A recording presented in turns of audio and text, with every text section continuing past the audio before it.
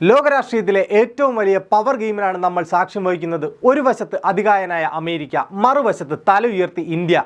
Russian എണ്ണ വാങ്ങിയാൽ Indian ഉൽപ്പന്നങ്ങൾക്ക് 50% തീരുവ ചുമത്തും. US പ്രസിഡന്റ് ഡൊണാൾഡ് ട്രംപിന്റെ ഭീഷണി ഇങ്ങനെയായിരുന്നു. ഇന്ത്യയുടെ കയറ്റുമതിയുടെ നട്ടല്ലൊടിക്കാൻ പോകുന്ന ആ ഭീഷണിയോട് ഇന്ത്യ പ്രതികരിച്ചത് തന്ത്രപൂർവ്വമായിരുന്നു. ഇന്ത്യൻ ജനത പ്രധാനമന്ത്രി നരേന്ദ്രമോദിയുടെ സ്വദേശി ആഹ്വാനത്തെ ഏറ്റുപിടിച്ചു. IT മേഖലയിൽ പോലും അതിൻ്റെ പ്രത്യാഘാതങ്ങളുണ്ടായി. ഇന്ത്യൻ ടെക് കമ്പനിയായ സോഹോ വികസിപ്പിച്ചെടുത്ത അരാട്ടെ എന്ന മെസ്സേജിംഗ് ആപ്പ് വാട്സാപ്പിനെ മലർത്തിയടിച്ച് ആപ്പ് സ്റ്റോറുകളിൽ 1-ാം സ്ഥാനത്തെത്തി. കൂടാതെ ഇന്ത്യൻ ഉൽപ്പന്നങ്ങൾക്ക് മറ്റ് വിപണികൾ കൂടി കണ്ടെത്താൻ കഴിഞ്ഞതോടെ അമേരിക്കയുടെ താരിഫ് ഭീഷണികളിൽ ഇന്ത്യ പുതിയ സാധ്യതകൾ കണ്ടെത്തി. സാമ്പത്തിക ഭീഷണികൾ ഉപയോഗിച്ച് മറ്റ് രാജ്യങ്ങളെ തങ്ങളുടെ നയങ്ങൾ അംഗീകരിക്കാനുള്ള അമേരിക്കയുടെ കഴിവ് ചോദ്യം ചെയ്യപ്പെട്ടു. US കാർഷിക ഉൽപ്പന്നങ്ങളുടെ ഇന്ത്യയിലേക്കുള്ള ഒഴുക്കിന് തടയിട്ടുകൊണ്ട് ഇന്ത്യ അമേരിക്കയ്ക്ക് തിരിച്ചടി നൽകി. 50% താരിഫ് പിൻവലിച്ചില്ലെങ്കിൽ ഇന്ത്യൻ വിപണി തുറക്കില്ല എന്ന ഇന്ത്യയുടെ കടുംപിടുത്തം അമേരിക്കൻ കർഷകർക്ക് വലിയ നഷ്ടമുണ്ടാക്കി. ഇത് ട്രംപിനെ തൻ്റെ വോട്ട് ബാങ്കിൽ നിന്നും രാഷ്ട്രീയ സമ്മർദ്ദം നേരിടാൻ കാരണമായി. ഒടുവിൽ 50% തീരുവ 15% കുറയ്ക്കുകയാണെന്ന വാർത്തകൾ പുറത്തുവരികയാണ്. ഈ കരാർ ഒക്ടോബർ അവസാനത്തോടെ നടക്കുന്ന ആസിയാൻ ഉച്ചകോടിയിൽ പ്രഖ്യാപിക്കാനാണ് സാധ്യത. കുറച്ചു നാളുകളായി നടന്നുകൊണ്ടിരിക്കുന്ന ഇന്ത്യ അമേരിക്ക വാണിജ്യ യുദ്ധത്തിന് ഇതോടെ അവസാനമാകുന്ന പ്രതീക്ഷയിലാണ് ലോകരാജ്യങ്ങൾ. കഥ തുടങ്ങുന്നത് അന്താരാഷ്ട്ര എണ്ണ വിപണിയിലാണ്. യുക്രൈൻ യുദ്ധത്തെ തുടർന്ന് റഷ്യൻ എണ്ണയ്ക്ക് വില കുറഞ്ഞപ്പോൾ ഉപഭോക്തൃ താൽപ്പര്യം മുൻനിർത്തി ഇന്ത്യ അത് വാങ്ങാൻ തുടങ്ങി. റഷ്യയുടെ ഫണ്ടിംഗ് തടയാനുള്ള US തന്ത്രങ്ങൾക്ക് ഇത് തിരിച്ചടിയായി. പ്രതികാരമെന്നോണം ഇന്ത്യയിൽ നിന്നുള്ള ഉൽപ്പന്നങ്ങൾക്ക് 50% വരെ താരിഫ് ഏർപ്പെടുത്തി ട്രംപ് ഭീഷണിപ്പെടുത്തി. ലക്ഷ്യം ലളിതം: ഇന്ത്യയെ റഷ്യൻ എണ്ണയിൽ നിന്നും അകറ്റുക, US-ന്റെ എണ്ണ ഉപഭോക്താവാക്കുക, ഫലമായി റഷ്യൻ സമ്പദ് വ്യവസ്ഥയ്ക്ക് പ്രഹരമേൽപ്പിക്കുക.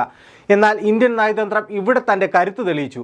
US-ന്റെ ഭീഷണികളെ ഇന്ത്യ വകവെച്ചില്ല, മറിച്ച് റഷ്യയുമായുള്ള സൈനിക ബന്ധം കൂടുതൽ ശക്തിപ്പെടുത്തി.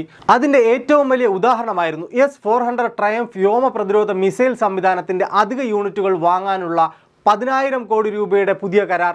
ഈ നീക്കം അമേരിക്കയ്ക്കുള്ള വ്യക്തമായ സന്ദേശമായിരുന്നു. ദേശീയ താൽപ്പര്യത്തിൽ വിട്ടുവീഴ്ചയില്ല. ഇന്ത്യയുടെ ഈ ശക്തമായ പ്രതിരോധത്തിന് മുന്നിൽ അമേരിക്കയ്ക്ക് വഴങ്ങേണ്ടി വന്നു.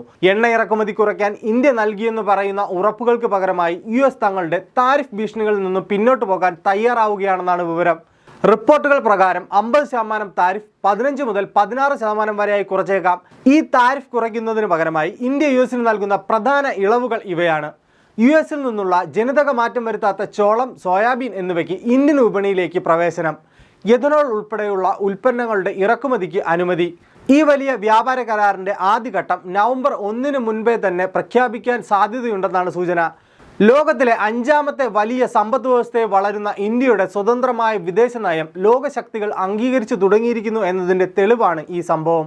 സാമ്പത്തിക സമ്മർദ്ദങ്ങൾക്ക് ഇനി എളുപ്പത്തിൽ ഇന്ത്യയെ കീഴ്പ്പെടുത്താൻ കഴിയില്ലെന്ന പ്രഖ്യാപനം. ഒരു വശത്ത് ലോകശക്തികളുമായുള്ള നയതന്ത്ര യുദ്ധത്തിൽ വിജയം, മറുവശത്ത് ശക്തമായ പ്രതിരോധ കരാറുകൾ. ഈ സംഭവവികാസങ്ങൾ ഒരു കാര്യം വ്യക്തമാക്കുന്നു: ഇന്ത്യയുടെ വിദേശ നയം ഇന്ന് കേവലം പ്രതികരണം മാത്രമല്ല, ശക്തമായ തീരുമാനങ്ങൾ എടുക്കാനുള്ള കരുത്ത് കൂടിയാണ്. അമേരിക്കയെ മുട്ടുകുത്തിച്ച ഈ ഇന്ത്യൻ നയതന്ത്രം നമ്മുടെ ഭാവി സാമ്പത്തിക സുരക്ഷയ്ക്ക് എത്രത്തോളം പ്രാധാന്യമാണെന്ന് നാം തിരിച്ചറിയേണ്ടതുണ്ട്. ഈ നയതന്ത്രം നൽകുന്ന സന്ദേശം വ്യക്തം: ഇന്ത്യയെ ഭീഷണിപ്പെടുത്തി വരുതിയിലാക്കാമെന്ന് ആരും കരുതേണ്ട. നമ്മുടെ സാമ്പത്തിക സുരക്ഷയുടെ താക്കോൽ ഇനി നമ്മുടെ കൈകളിൽ ഭദ്രം.